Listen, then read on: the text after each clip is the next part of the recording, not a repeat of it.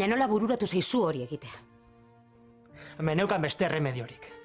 Zergatik diozu hori? Neu tirokatu nuen Abel. Joder, etzen ere intentzio ez nuen egin nahi. Nik Olga hil nahi nuen. Badakizu inaixen nireita zela esan nion eta ezin nuen onartu hankasartze hori. Eta zer ikusi dauka Abelek horretan?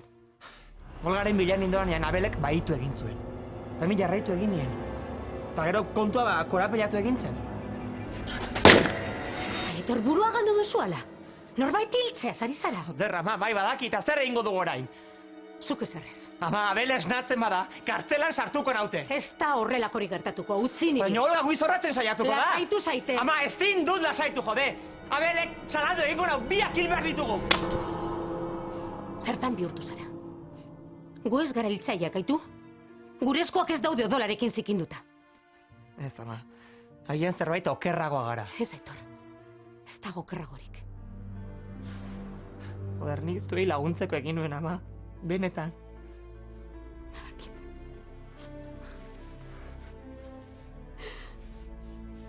Ez kezkatu, Aitor. Neu konponduko dut dena.